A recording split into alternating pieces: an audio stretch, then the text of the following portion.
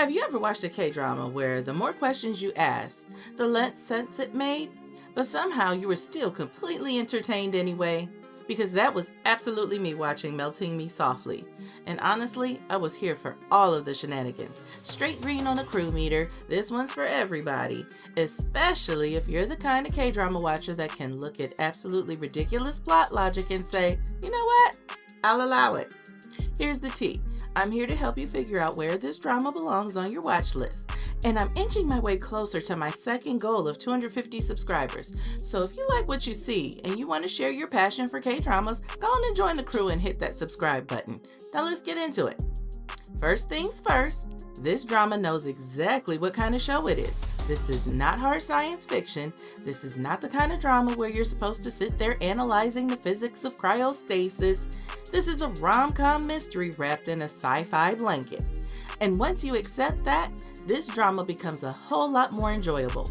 Because underneath all the frozen people and the conspiracy plot lines is a really solid K-drama experience. The pacing stays surprisingly steady, the writing keeps things entertaining, and the mystery gives the story momentum, and the romance keeps you emotionally invested.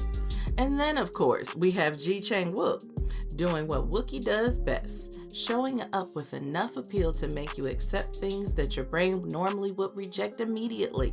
Because listen, if another actor approached me and looked me dead in my eye and said, yeah, I was accidentally frozen for 20 years, but now I'm back and immediately adapting to society, I might have tapped out.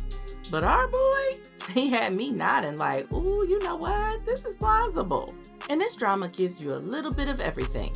You've got romance, mystery, conspiracy, fish out of water comedy, emotional moments, family dynamics, 2 different love triangles, and enough awkward adjustment moments to keep the story entertaining even when the science starts falling apart.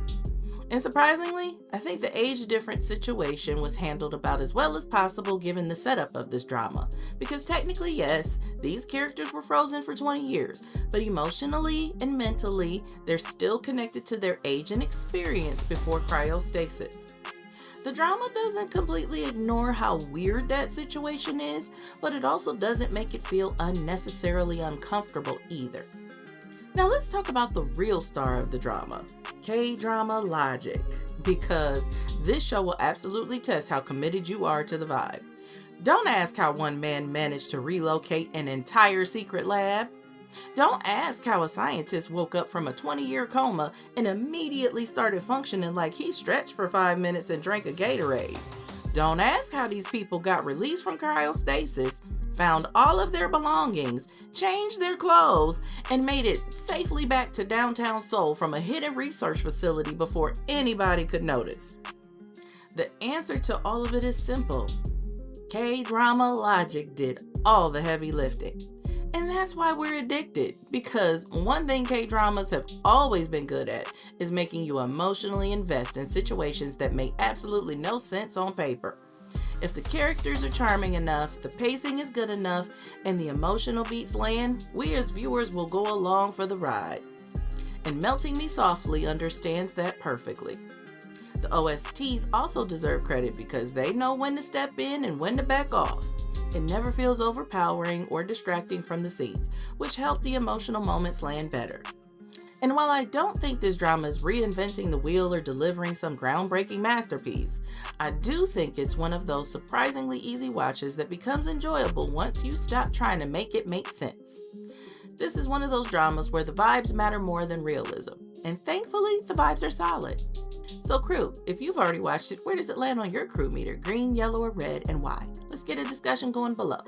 And if you're looking for another charming rom-com that had viewers a little divided, check out my review of Shooting Stars, where a little controversy could determine its fate for a spot on your watch list. And as always, if you're feeling this kind of content and you want to see more like it, you already know what you gotta do.